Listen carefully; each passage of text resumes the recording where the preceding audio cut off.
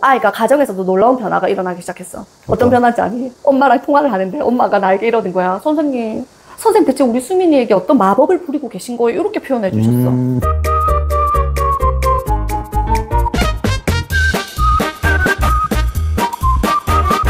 5세 이후에도 아이의 신체적인 공격성이 계속 남아있는 경우 어떻게 도와주어야 하나요? 하는 내용에 대한 영상을 찍으려고 해.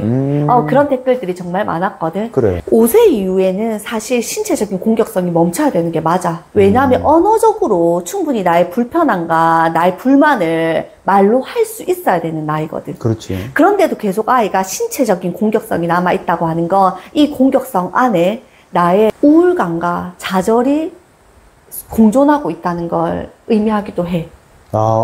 진짜? 아이의 공격성에서 좌절감과 우울함이 있을 것이다.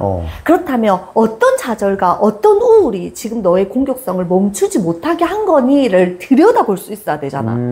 그래서 아이가 이런 공격성을 보일 때는 이렇게 지도하세요 하는 1, 2, 3, 세 가지 방법으로 알려드릴 수가 없는 거야. 없지. 왜냐면 아이들마다 가지고 있는 좌절과 우울의 모습이 다 다를 거거든. 그렇지. 그런데 전문가 같은 경우에는 내가 선생님들을 대상으로 지도를 할 때는 세 가지 방법을 알려드릴 수 있어. 왜냐면 전문가 선생님들이 이 세 가지 방법을 바로 적용할 수 있는 전문가들이니까. 하지만 전문가가 아닌 우리 부모님들, 우리 구독자 여러분들에게는 어떤 결로 설명을 해드려야지 이해하실 수 있을까? 내가 이 영상을 정말 너무나 고민을 많이 했어. 그래. 그래서 내가 지금부터 내가 우리 반 아이의 공격성을 어떻게 지도했는지에 대한 스토리를 들려드리려고 해. 내가 3년차 교사였을 때였어. 정말 아기 같은 교사였지. 그때 6세반 담임이었는데 우리 반에 그냥 이름 거론해도 될 것 같아. 왜냐하면 결국엔 해피엔딩이거든. 수민이라고 하는 남자아이가 입학을 한 거야. 아이가 6세 치고 덩치도 크고 얼굴도 컸어. 근데 너무 귀여웠다. 뱃살이 이렇게 볼렁 튀어나와서 이렇게 만지면 너무너무 귀여웠던 아이란 말이야. 그런데 입학하고 나서 그 아이가 너무 힘든 거야. 왜냐하면 친구들과 블록놀이를 하다가도 자기 뜻대로 되지 않으면 블록을 손으로 부서뜨린 후에 앞에 친구의 얼굴을 그대로 가격하는 아이였어. 어떤 특정한 아이만 딱 정해서 공격을 하는 아이가 아니라 그냥 자기 눈앞에 띄면 다 공격하는 아이였거든. 교사인 나도 공격했어. 진짜 힘들었겠네. 나를 어떻게 공격했냐면 두 손으로 내 배를 이렇게 친다거나 더 화가 났을 때는 이렇게 소싸움 하는 것처럼 이 머리로 내 배를 이렇게 미는 아이였거든. 그래서 나는 수민이가 너무 힘든 거야. 거기다가 소리까지 질렀어. 교실에서 갑자기 으악 하고 소리를 지르는 아이였거든. 소리 질렀지, 친구 때렸지, 친구 놀이 방해하지, 교사에게 폭력을 가하지. 그리고 내 지도력 안에는 전혀 들어오지 않는 아이였어. 그때는 내가 경력도 작아서 그랬는지 내가 미성숙했겠지. 그래서 그저 수민이가 너무 힘들게 느껴졌어. 그런데 하루는 내가 차량을 타게 되었거든. 원래 담임 교사들은 차량을 타지 않았는데 우리 부담임 교사가 너무 아픈 거야. 그래서 그날 내가 대신 차량을 타주게 되었어. 그런데 이 아이가 등원은 A 아파트에서 하는데 하원은 B 아파트 상가에서 하는 아이였거든. 그때까지만 해도 그 상황에 대해서 그렇게 왜 그렇지라는 의문을 가지지 않았던 것 같아. 그래서 하원 차량을 내가 타게 되었고 그 상가 앞에서 아이들이 15명 정도쯤이 동시에 내리는 코스였어. 아이들이 우르릉 내리고 나면 아이들이 각자 다 엄마들을 만났는지 선생님들이 확인을 해야 돼. 다 엄마를 만났는데 수민이 엄마만 아직 안 나와 계신 거야. 그래서 수민아 선생님이랑 같이 기다리자라고 말이 떨어지기도 전에 수민이가 그 아파트 상가에 있는 치킨집으로 달려가는 거야. 수민이가 좀 덩치도 크고 통통한 아이라고 했잖아. 그때 내 생각에는 수민이 치킨 먹고 싶어서 달려가는 줄 알았어. 그래서 남의 가게 영업에 방해되잖아. 그래서 수민아 하면서 아이를 데리러 갔어. 그런데 그 치킨집 안에서 수민이 엄마가 나오시는 거야. 수민이 부모님이 그 상가에서 치킨 장사를 하고 계셨던 거야. 그래서 등원은 A 아파트에서 하고 하원은 엄마 아빠가 장사하는 B 상가로 하고 있었던 거야. 그런데 수민이가 들어가자마자 제일 먼저 한 게 가방을 탁 벗더니 가방을 어떤 방 안에 탁 던지더라고. 그런데 그 방 안에는 정말 작은 어떤 공간이 있는 거야. 아, 수민이가 저 공간에서 오후 생활을 하는구나 하는 게 내가 어렴풋하게 예측이 되더라고. 그래서 엄마랑 네 인사를 한 다음에 돌아오는 차 안에서 내가 너무 생각이 많아지는 거야. 어떤 생각이 들었냐면 우리는 그때 종일반이 없었거든. 지금 기준으로는 방과 후 가정반. 우리 유치원이 원어부집이 정말 잘 되는 곳이었고, 그래서 오후 2시까지밖에 교육과정을 운영하지 않았어. 그때 당시에는. 그래서 아이들이 2시부터 하원을 시작했어. 그래서 제일 늦게 하원하는 아이도 3시만 되면 다 하원을 완료하는 그런 원이었단 말이야. 예전엔 그랬겠네. 예전엔 그랬어. 지금 같았으면 수민이를 방과 후 가정반으로 해서 유치원에서 오래 놀도록 해줬어야지. 근데 그때는 그런 상황이 아니었단 말이야. 그래서 내가 문득 수민이의 삶을 들여다봐야 되겠다는 생각이 드는 거야. 20대 때인데. 그래서 그날 유치원에 도착하자마자 수민이 어머니께 전화를 드렸어. 그리고 수민이가 하원한 이후에 일가를 듣고 싶다라고 엄마에게 이야기를 했어. 그리고 엄마가 이런 이야기를 들려주셨어. 양가 부모님들의 도움을 전혀 받을 수 없는 상황. 그래서 독방 육아를 하고 계신 상황이었고, 장사를 하게 되면서 아이들이 하원을 가게로 하게 되면 그 가게 안에서 아이가 엄마 아빠가 장사를 마칠 때까지 놀아야 되는 거야. 동생이 있었거든. 4살 여동생이 있었어. 그럼 여동생과 수민이가 엄마 아빠가 장사를 하는 내내 거기 안에서 노는 거야. TV를 보거나 그림을 그리거나. 그런데 수민이가 너무 힘들대, 엄마 이야기에 의하면. 왜냐하면 4살 여동생을 이불을 덮어놓고 막 이렇게 때린대. 그럼 엄마가 장사를 하다가 동생의 울음소리가 터지면 수민아! 하고 엄마가 야단을 치러 다시 뛰쳐 들어가야 된다고 하시는 거야. 그렇게 해서 야단을 치고 있으면 수민이가 엄마를 향해서 웃는데. 그럼 엄마는 그 웃는 모습이 또 너무 화가 난다고 하시는 거야. 그런데 내가 어떤 해석이 되었냐면 수민이는 엄마를 보고 왜 웃었을까? 관심? 너무 바쁜 엄마가 지금 내 눈앞에 나타난 거야. 그래서 수민이는 엄마가 야단을 치시지만 엄마 얼굴을 봐서 반가웠던 거야. 그래서 웃었던 건데 엄마는 전문가가 아니시다 보니 그렇게 해석이 안 되시잖아. 그래. 그래서 너 왜 이렇게 엄마가 야단치는데 웃니? 화가 나지. 그래서 엄마 더 화가 나셨다는 거야. 그리고 동생의 위치는 어떻게 만들어졌냐면 내가 오빠에게 괴롭힘을 당할 때마다 나는 피해자. 그래서 엄마 아빠에게 안길 수 있는 상황이 만들어지는 거야. 그래서 동생이 오빠가 나를 또 때렸어 하고 울 때마다 엄마가 동생을 안아주면서 시선은 수민이 너 왜 동생 때리니? 이런 상황이 만들어지는 거야. 그럼 동생 입장에서는 많이 울어야지 엄마의 품으로 들어갈 수 있었고, 수민이 같은 경우에는 품에 들어가지는 못하지만 그 시간만큼은 엄마와 시선을 마주칠 수 있는 시간이 되는 거야. 그리고 내가 든 생각은 뭐였냐면 수민이가 정말 에너지가 넘치는 아이였거든. 그런데 이 에너지를 하나도 분출시키지 못하고 있구나라는 생각이 그때 내 생각에 딱 들어오는 거야. 나한테 정말 에너지가 넘치던 아이였거든. 그런데 그 골방에서 엄마 아빠가 장사가 끝날 때까지 있어야 됐다고. 아이고야. 그래서 내가 그때부터 수민이를 어떻게 도와줄 수 있을지 우리 부담임 교사와 함께 머리를 싸맸어. 그래서 나는 어떻게 했냐면 얘기가 좀 길어질 수 있는데 다 들려드리고 싶다. 그래, 들려줘. 수민이에게 우선 고함을 지를 수 있는 권리를 줘야 되겠다는 생각이 들었어. 수민이가 교실에서 갑자기 아 하고 소리를 지를 때가 있었거든. 그럼 친구들이 놀다가 이렇게 길을 막았어. 그리고 어떤 여자아이들은 소리 좀 지르지 마! 이렇게도 이야기를 했다고. 수민이는 소리 지르는 행동으로 인해서 친구들에게 부정적인 에너지를 엄청 많이 받는 거야. 그래서 내가 수민이에게 그랬다. 수민아, 이제부터 소리가 지르고 싶을 때마다 여기 교실 밖을 나가서 현관 앞에서 소리를 질러보자. 근데 현관 앞에서 소리를 질러도 괜찮은 유치원이었어. 왜냐면 우리 유치원이 산 바로 아래에 있었거든. 그리고 마당이 진짜 넓은 곳이었고 경비하시는 기사님들이 계속 왔다 갔다 해주시는 원. 그래서 정말 안전이 보장되는 곳이었어. 바로 앞이 찻길인 이런 유치원에서는 적용하면 안 되는 거야. 그래서 내가 수민이에게 수민아 고함을 지르고 싶을 땐 선생님이 수민이에게만은 허락해 줄게. 선생님 허락 안 받아도 되거든. 교실을 뛰쳐나가서 현관에서 하늘을 보면서 소리를 질러보자. 선생님이 가르쳐 줄게 하고 내가 아이를 데리고 나갔어. 그런 후에 수민아 소리 질러봐. 막상 멍석 깔아주면 애들도 소리 못 지르거든. 그렇지. 그래서 내가 시범을 보여줬지. 자, 수민아 소리를 지를 때는 배에 힘을 줘. 그리고 두 팔을 벌려. 그리고 하늘을 향해서 아 하고 소리를 지르는 거야 하고 내가 시범을 보여줬어. 그랬더니 아이가 나를 보더니 으악 이렇게 하는 거야.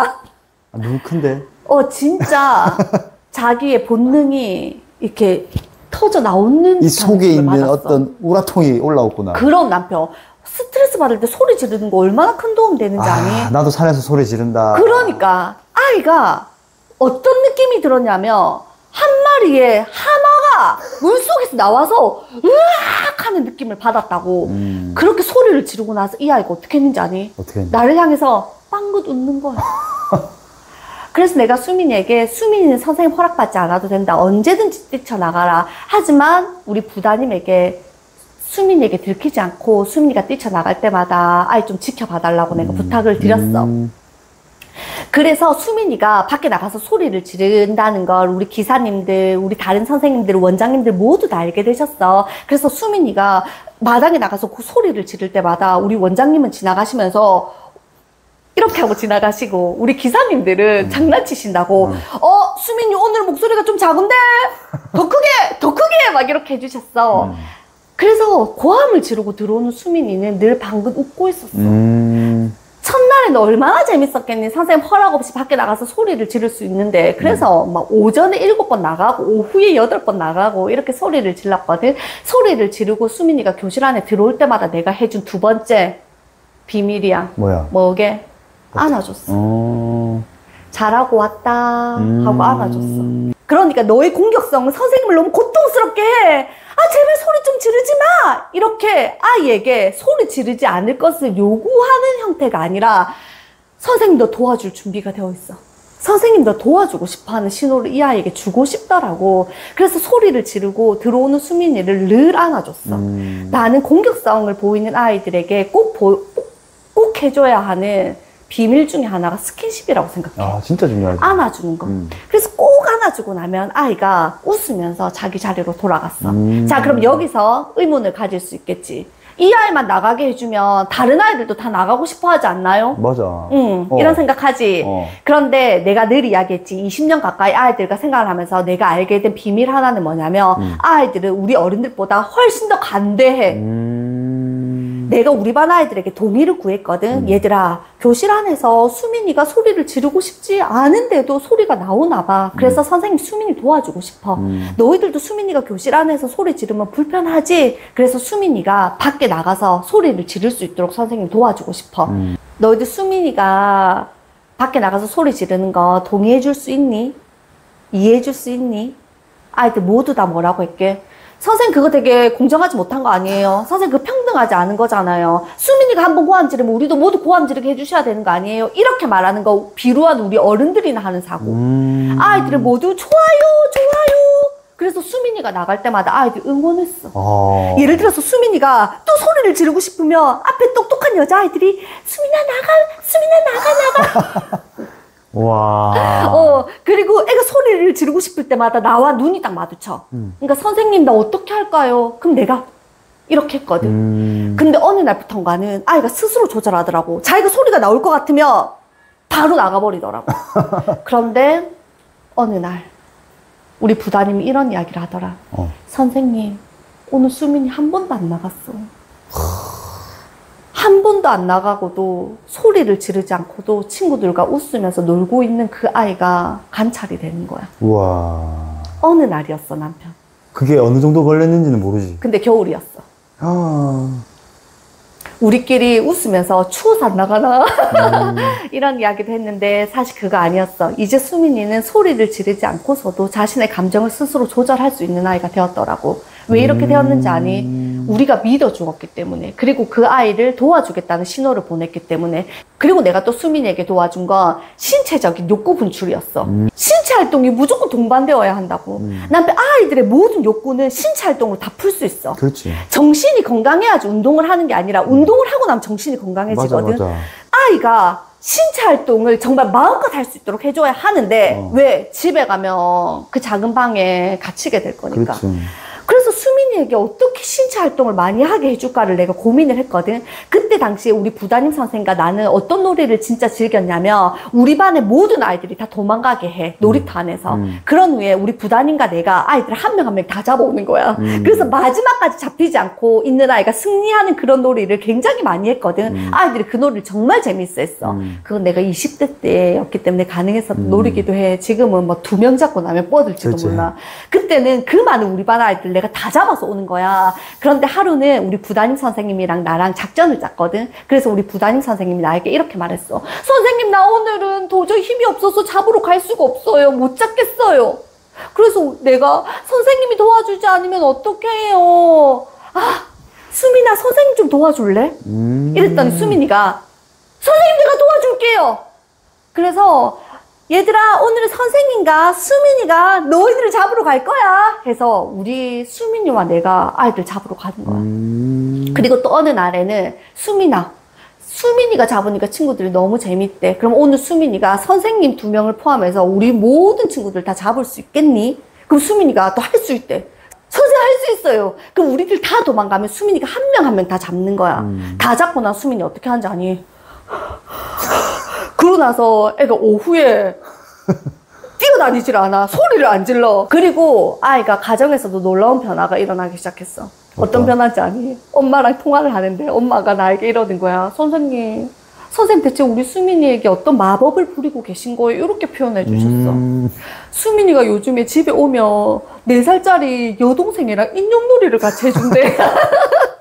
예전에는 동생을 때리거나 아니면 이불을 덮어놓고 위에서 누르는 놀이를 했던 아이야. 이건 동생을 괴롭히기 위한 것이 아니라 에너지를 분출하는 놀이를 하고 있었던 거야. 진짜네. 그런데 요즘 신체적인 에너지를 어디서 다 분출하니? 유치원에서 다 그렇지. 분출을 하는 거야. 그러니까 집안에서는 이제 신체적인 에너지는 굳이 쓸 필요가 없으니까 동생이랑 인형놀이를 해주는데 그때 눈이 엄마 표현에 의하면 동태눈을 하고 인형놀이를 해준대. 내가 흉내 내볼까? 이러고 인형놀이를 해준다는 거야. 그러면서 입으로만 놀아준다. 그래서 엄마가 이런 표현도 하셨어. 이야. 너무 평화로워졌다고. 이야. 아, 또 재미난 에피소드가 하나가 있는데 우리는 마당이 정말 넓은 유치원이었거든. 그래서 아이들과 신발 차기 놀이도 많이 했어. 신발 멀리 던지기. 그래서 신발을 멀리 던지고 나면 자기 신발을 자기가 주워와야 되거든. 그런데 내가 내 신발 주워오는 담당을 수민이를 시켰어. 그래서 다른 아이들은 신발 주워오는데 한 번에 에너지를 쓴다면 수민이 몇 번을 쓰니? 2번의 에너지를 써야 되는 거야. 우리 어른들이 생각하기에는 선생님 신발을 왜 제가 주워와요? 본인 거 각자가 주워와야 되는 거 아니에요? 이렇게 말하겠지. 그런데 아이들은 그렇지 않거든. 본인에게 뭔가 역할이 주어졌다고 하는 것에 너무나 큰 자부심을 그렇지, 느끼는 그렇지. 아이였어. 그래서 다른 아이가 내 신발을 주워오면 그날은 야!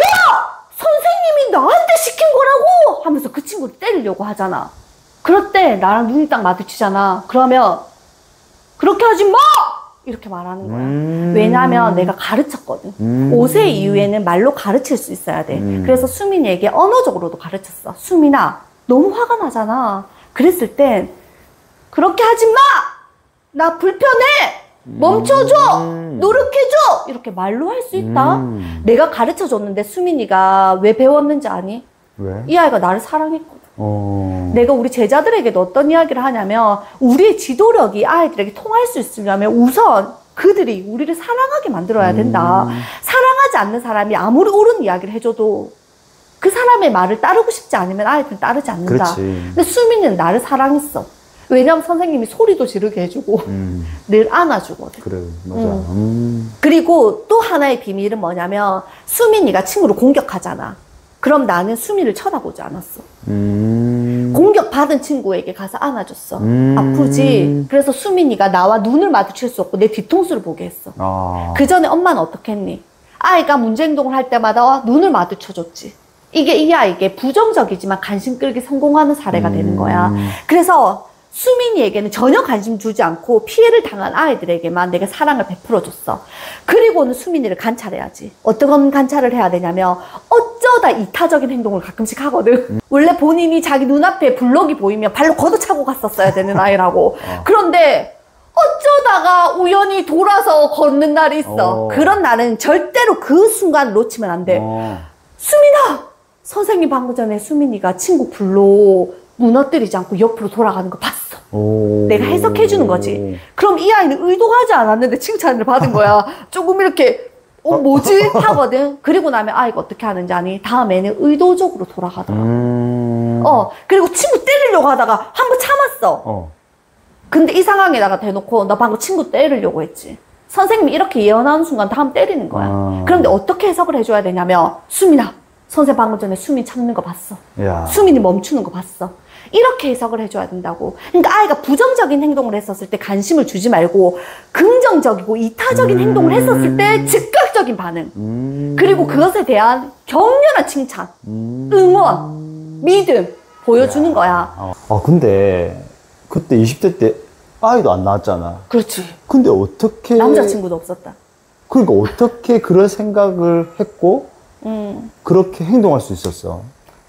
내가 그때 읽었었던 책이 공격성에는 좌절과 우울이 들어가 있다는 내용이었어.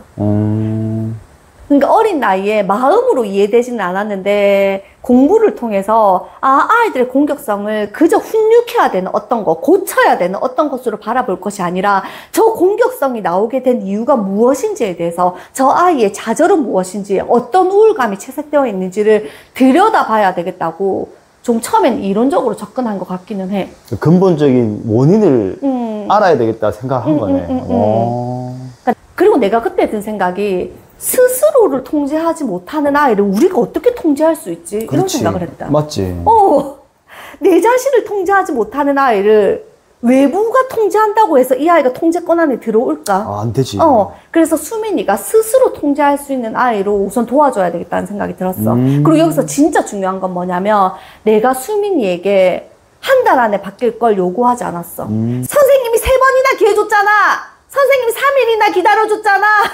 선생님이 3개월이나 너를 믿어줬잖아. 이런 결로 내가 어떤 기한을 정해놓고 이 아이에게 내가 이 정도 노력했으니 너 빨리 변화를 나에게 보여줘라는 그런 욕심이 들어가면 안 돼. 나와 우리 부담임 선생님의 목표는 뭐였냐면 우리 1년 동안 수민이 잘 키워서 7세에 가서는 사랑받는 아이로 자랄 수 있도록 해주자. 우리의 목표는 1년이었어. 야. 정말 긴 호흡을 가지고 지켜보다 보니 어느 날 아이가 소리 지르지 않고 친구들과 웃으면서 놀고 있더라. 그리고 지금도 내 보물함에 수민이 엄마의 마지막 날 편지가 있어. 진짜. 그때 수민이 엄마가 황토 비누 그때 유행했거든. 그 비누 3개가 들어가 있는 선물과 함께 편지를 주신 거야. 편지 내용 궁금하다. 선생님으로 인해서 우리 가족의 삶이 바뀌었어요. 라는 편지를 보내주셨어. 수민이가 달라지니 동생과의 관계가 달라졌고 그러다 보니 우리 가족들의 삶이 달라졌다. 내가 그때 교사로서의 성취감과 기쁨과 만족을 정말 수민이 덕분에, 수민이 어머니 덕분에 다 배우게 된 것 같아. 오히려 너도 배웠구나. 오히려 수민이로 인해서 내가 배웠지. 그래. 수민이 부모님들로 인해서 오히려 내가 유치원 교사를 오래 할 수 있게 된 힘을, 원동력을, 뿌리를 깊게 내릴 수 있는 오히려 자양분을 얻었지. 그러네. 그래서 너무나 감사했던 분으로 기억되고 있어.